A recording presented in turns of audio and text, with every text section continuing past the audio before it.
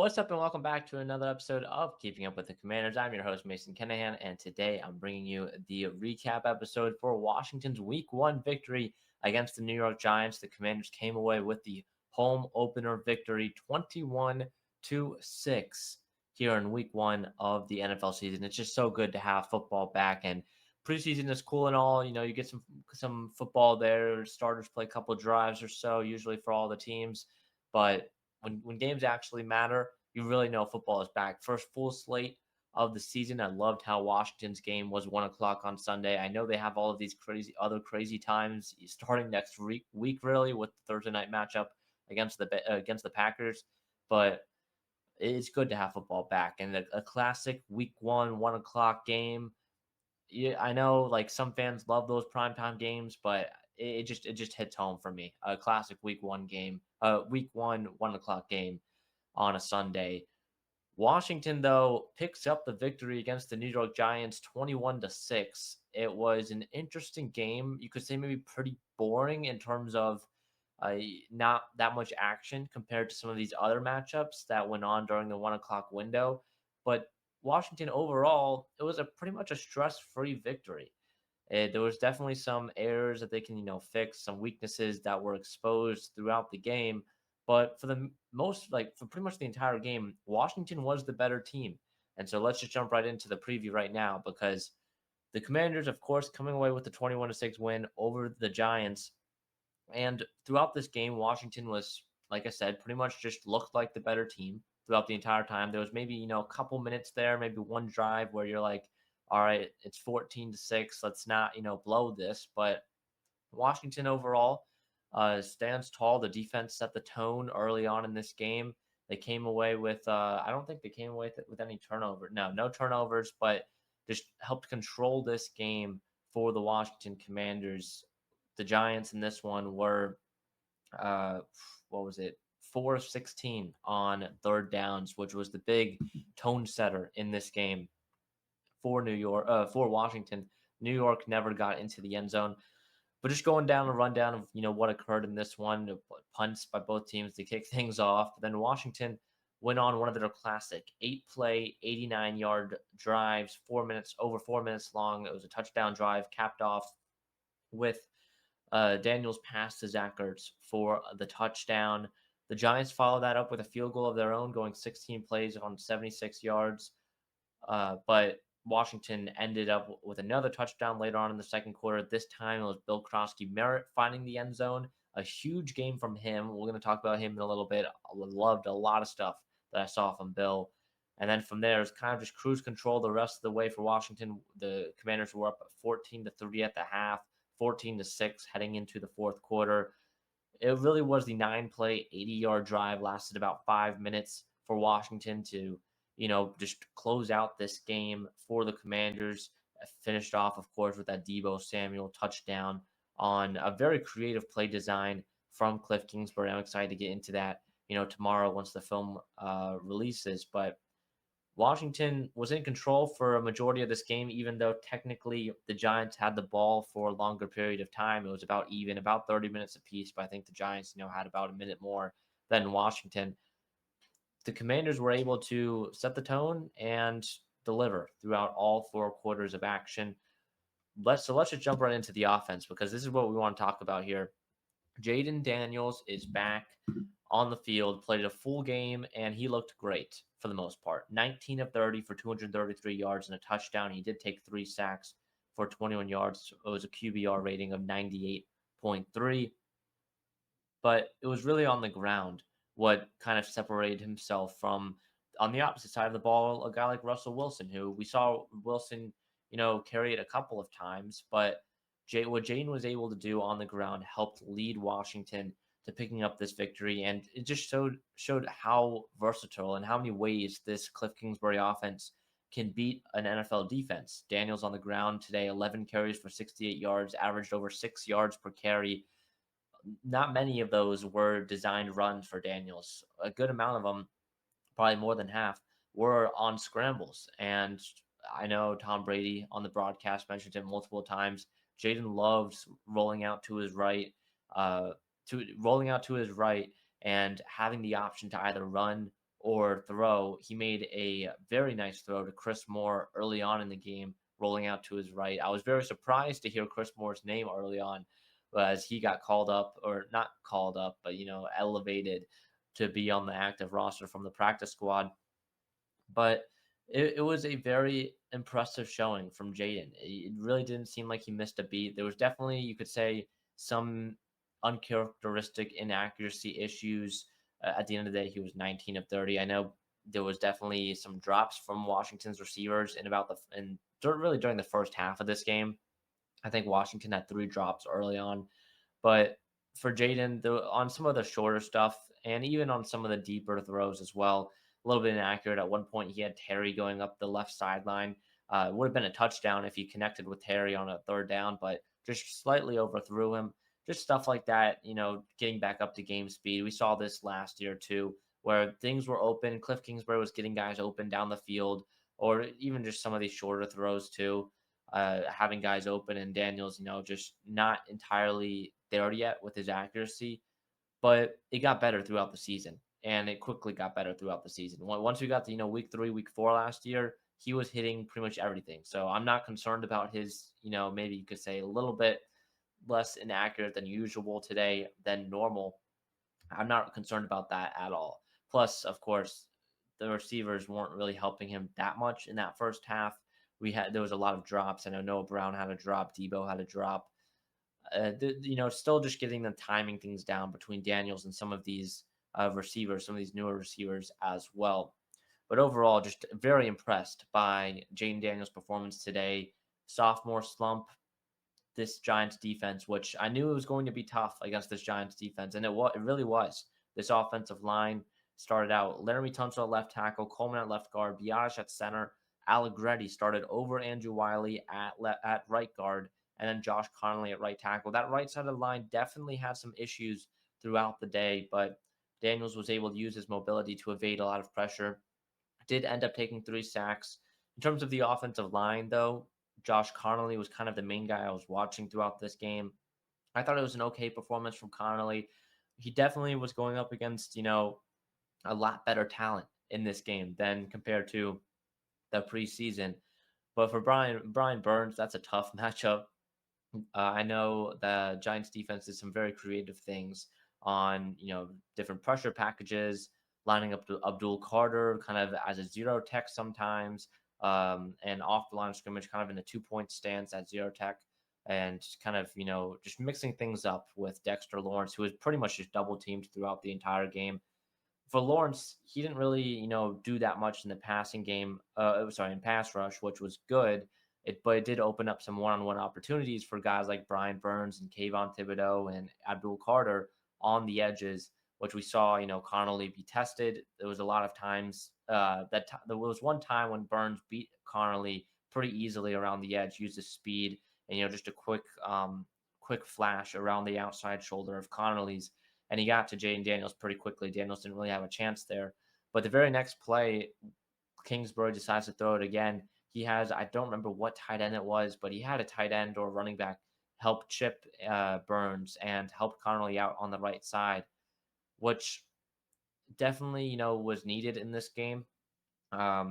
Just having guys like Bates is just huge for your offensive line, supporting some of these younger offensive tackles that you have, like Coleman last year and now Connolly this year. Having a guy like John Bates, one of the best blocking tight ends in the league, you can help, chip different edge rushers like Brian Burns, like, Abdul Carter, those type of guys, and help give your quarterback Jaden more time to throw. So in terms of the offensive line's performance, I thought it was an okay job. Definitely had some issues throughout, but mainly it was pretty good. Beyond one thing I do want to talk about is the penalties on this offensive line. Laramie Tunsil had a holding call. Josh Connolly, I believe, had a couple penalties. 11 penalties total for this Washington squad on Sunday. 12 penalties total for this Washington squad on Sunday, equating for 89 yards and 89 penalty yards. That is pretty big. And Washington was able to squeak away, not really squeak away. They were kind of, like I said, in control the entire time. But Washington was able to get away with a victory here, even though they committed 2 times as many penalties as the New York Giants did. But it's definitely something to look at, down the road. Making sure Washington adds a lot of these veteran guys like, Tunsil, and I'm going to talk on the defensive side of the ball as well. Lattimore, those guys. And those guys are very physical players, but they are a little bit prone to, penalties. So that is just something to monitor. When you trade for some of these guys like Lattimore and Tunsil, they are prone to penalties. Tunsil had, I believe he led the league in holding calls last year. His one today was pretty bad, and he knew it immediately. So I'm not entirely worried about it. He only had one today as well, I believe. So there's still room for improvement on the offensive line in terms of not having holding calls at the end of the day. But I was still very impressed what they did in pass pro. As far as the running game went for Washington, you talk about just the running backfield and how we didn't really know what was going to happen heading into the game today with Bill Krosky Merritt, Austin Eckler, Jeremy McNichols, and Chris Rodriguez all on the 53-man roster. They decide to not elevate not they decide to keep Chris Rodriguez as a healthy and active in this before this game, which I found pretty surprising. I thought Rodriguez would be able to, bring give this running back room kind of a boost.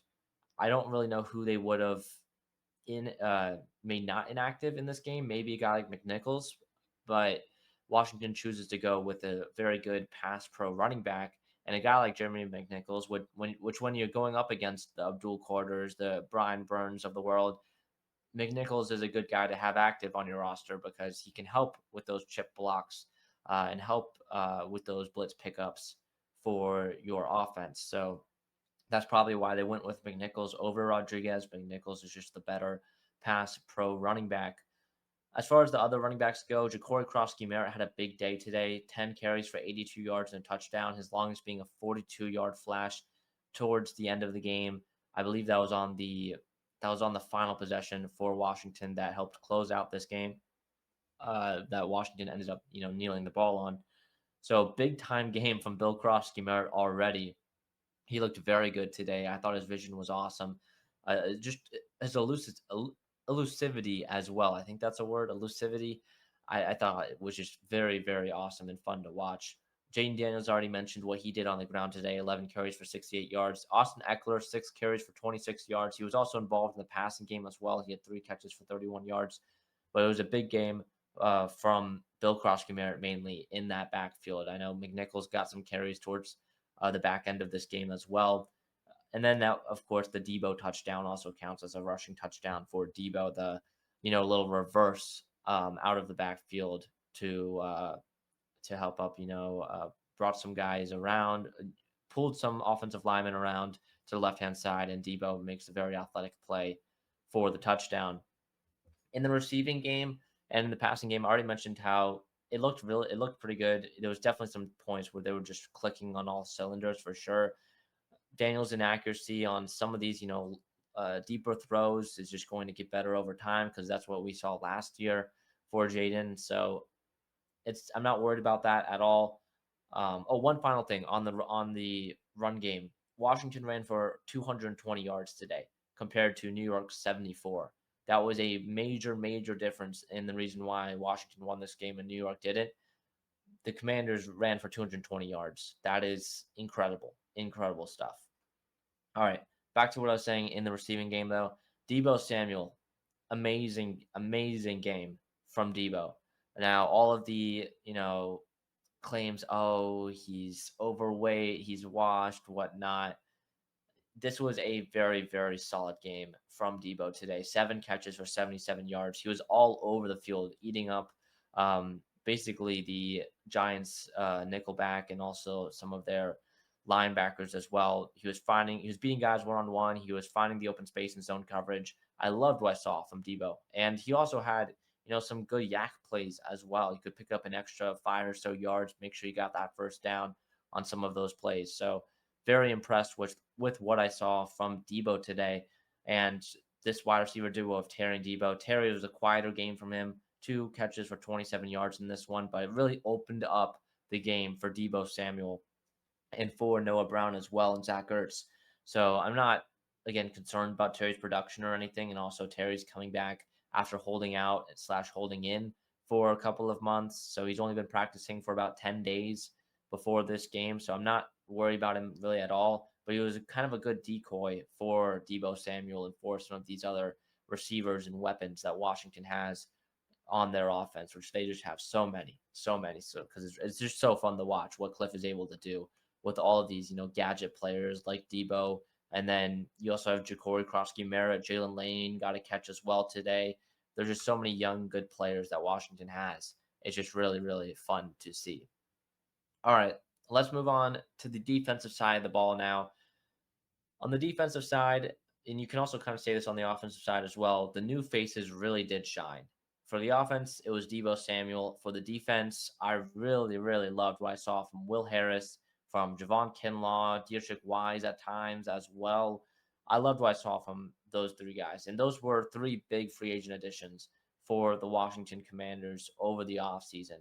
So those guys having good games today bodes well for Adam Peters' agenda and his plan, and also his PR among like NFL Twitter and things like that, because his players that he brought in free agency that maybe he overpaid for, and a guy like Javon Kinlaw, they performed well. They all performed well today. We'll start with Will Harris. Why do I like his performance today? He finished with 4 tackles on the night, or on the day, I guess. He reminds me a lot of Jeremy Reeves slash Jeremy Chin. He kind of fits that mold in the safety room perfectly.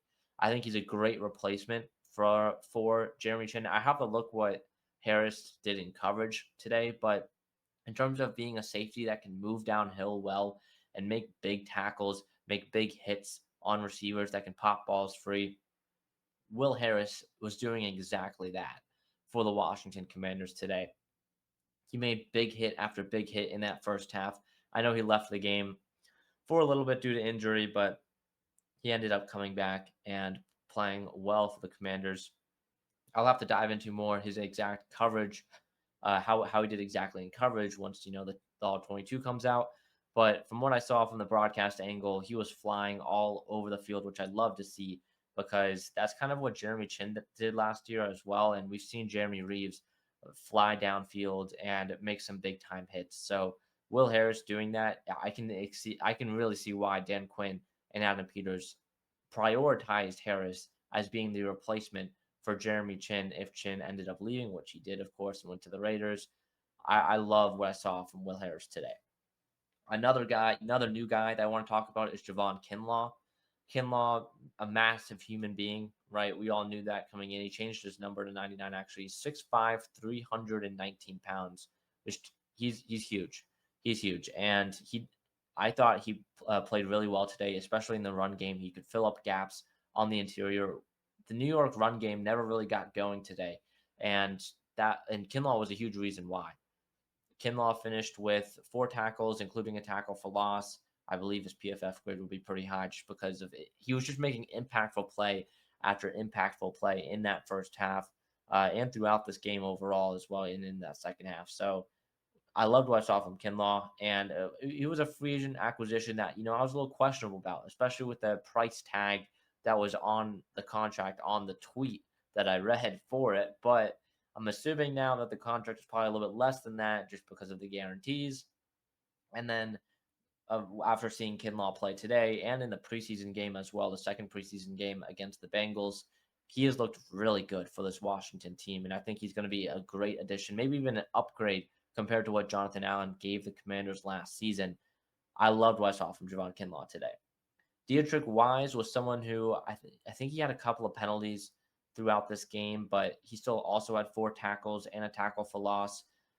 Once more, he was kind of stuffing the run game for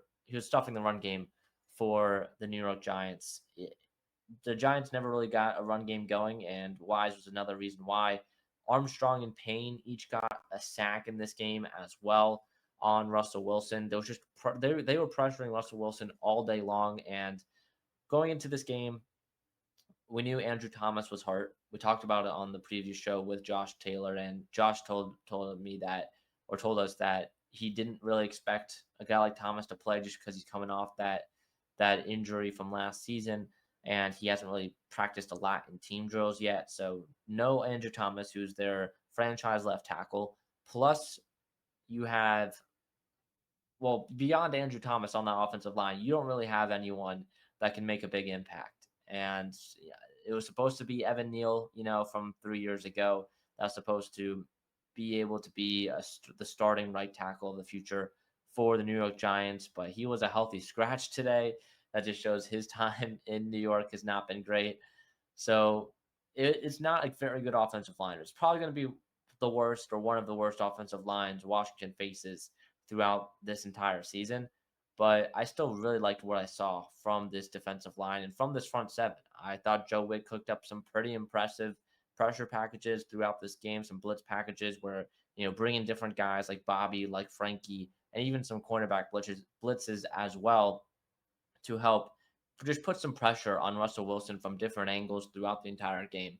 I loved what I saw from Joe Witt in terms of a play calling stance and just from the front four in general. I know the penalties are definitely an issue. Wise had a couple. Bobby Wagner on the roughing the passer. Yes, you might call that soft, but at the end of the day, he had his hand up in the helmet slash face mask area of Russell Wilson on the follow through, which in this day and age, equates to roughing the passer. So not much you can do there, but the penalties have to come down for this defense in the front seven and in the secondary in the future. But I still really like what I saw overall from this front seven. In terms of the secondary, I already talked about Will Harris, how much of a good game he had today. Quan Martin, um, in the tackling overall, I think could definitely use a little bit of work. Definitely better in the secondary tackling wise and coverage wise than it was this time last year. And when you're going up against Malik Neighbors, who's one of the best wide receivers in the entire NFL, it's going to be difficult to contain him. But I would still like to see some improvement a little bit from the secondary. I mentioned this when I was talking about the offense, but Washington wants to play a physical, physically on the defensive side of the ball. They want to, make some big hits on these offensive players and, jar the ball free, play man coverage, play press on these New York wide receivers. And Malik Neighbors only catching 5 passes for 71 yards on 12 targets was great. Was great because Malik Neighbors is going to get his numbers, and only holding him to 5 catches for 71 yards was a great performance from this secondary. Additionally, when you have guys like Lattimore, guys like Trey Amos, who are physical and will, be a little bit handsy on the routes, you're going to have to live with some of the penalties that occur. Lattimore had a couple. Amos, I believe, had one today. You just have to live with those penalties because every time, Russell Wilson's under pressure and he's rolling out and throws an incompletion, the physicality is paying off for Marshawn Lattimore, for Trey Amos versus whoever they're going up against in on offense in terms of receivers, tight ends, running backs, whatnot. For Lattimore, he did not follow Malik Neighbors anywhere, and I don't really expect him to follow anyone this season. That's just not really how Joe Witt's defense worked, just because of what we saw last year. But I still thought he did a great job against some of these other wide receivers. Wandale Robinson finished with 6 catches for 55 yards, but beyond that, everyone else was very limited in terms of the receiving game and what happened in the receiving game slash passing game for the New York Giants. But overall, this defense, I think, some other guys I want to shout out that I think had some pretty good games. Um, Deron Payne, he had a sack today. Like I mentioned, I thought he had a great game, 4 tackles and a tackle for loss as well. I thought Deron Payne had a great game today. Again, it's a contract year for Payne, which we know what happened last time he was in a contract year. He had a very, very good year, the best year of his career. And then once we gave him a bag, he kind of, hasn't really been amazing since. But going up against a weaker interior offensive line for the Giants today, he was able to create some destruction in the backfield. I felt like he had a couple tackle for losses, plus he had that sack as well on Russell Wilson. So I thought it was a very good game from Deron Payne. Frankie Louvu, I wouldn't say it was like, his best game. Definitely a few missed tackles in the first couple of drives for the New York Giants. And he's also, flying around, making plays, creating pressure on Russell Wilson. But some of the tackling just needs a little work. Which again, this is the first game action for them since the preseason week 2 game, and it ended in that game. They only played a drive against the Bengals, so still a lot to improve on, but also just kind of getting back into the swing of things for this defense playing at full speed. Jeremy Reeves, I think, made a huge hit today at some point. I can't remember exactly when, but I just want to say that he made a huge hit. That was also fun to watch. I love seeing Mike Sanders still, and the dog that Mike Sanders still has in him, because he I thought he had a pretty good game. And there was one play where he was talking it up with I don't remember who it was. Maybe it was Tyron Tracy of the Giants, talking it up with one of the receivers for the Giants. Love to see it. Division rivalry. He embodies this defense. He's definitely going to be one of the captains on this team in the near future. Johnny Newton made a play today, a tackle for loss in the backfield, and Eddie Goldman was active today for the Commanders, also had a tackle for loss. So the running game, like I said, never really got going for the New York Giants, and that was because the run defense for Washington was a lot better, especially on the interior on those inside runs. Some of these outside runs, Tyrone Tracy was able to, pick up 5 or 6 yards, but overall, you look at the rushing game, 10 carries for 24 yards for Tyrone Tracy, 3 carries for 9 yards for Devin Singletary. If you take out Russell Wilson, the longest rush from today's game for the Giants was only 8 yards, which is a massive improvement compared to some of these 20, 30-yard breakout plays for some of these running backs last year against this Washington team. Looking at Saquon Barkley, it's definitely a big improvement, at least so far. Again, the talent level they're going up against today will not be the same talent level they go up against, on Thursday against the Packers or in a future week, but still a very impressive performance on the defensive side of the ball. All right, time for some final thoughts here for Washington. I do want to mention Tress Way, I think, was listed as questionable to return after he took a big hit on a semi-blocked punt for the Giants in this game. So that is definitely something to monitor. Also, I don't think, as I'm recording this, Dan Quinn hasn't had his press conference yet, but I would probably expect an update at some point on the status of Tress Way. Hopefully, there's more of a precautionary thing, and Washington doesn't have to sign a new punter before a short week before we play the Packers on Thursday. But overall, a very impressive performance from this team. And, I was a little bit nervous, right? Going up against a very good defense against the Giants. And, at the beginning of the season, you don't really know how teams are going to fare against some of these teams. Like we saw today that the Colts just absolutely demolished the Dolphins. I did not see that coming. So, I was hoping there's not one of those like surprise performances in this one. And it really wasn't. My score prediction was 24-13. Ended up being 21-6. So I was kind of close in terms of, how the game would go. But overall, just very happy with this performance today from the Washington Commanders. And now you're on a short week before you play the Green Bay Packers this Thursday, which is only 4 days, 3 days when this podcast comes out, 3 or 4 days away, which is huge. So that is definitely something to monitor. But overall, again, I loved what I saw from the team today. Now, some guys, maybe you want to see more of in the future. Jalen Lane only had 1 catch, but he was kind of the punt returner, which he looked pretty confident and solidified out there as a punt returner. I thought it was interesting that, Debo was out there at kick return. It was Debo and Luke McCaffrey. Luke McCaffrey had a pretty good kickoff return today. Loved what I saw out of that from him, but it didn't really seem like he was getting any playing time on the offensive side of the ball. So that's still, something to monitor as well. Matt Gay, 3 for 3 on extra points. He didn't kick any field goals today. It was just extra points from him. And Tress Way had a 64-yard punt today as well. So that'll pretty much wrap up this episode, though, of Keeping Up with the Commanders. Next episode will be out on Wednesday, previewing the matchup against the Packers on Thursday. It'll probably be out Wednesday evening, if I have to guess. Wednesday evening or so, not in the morning like these episodes usually come out at.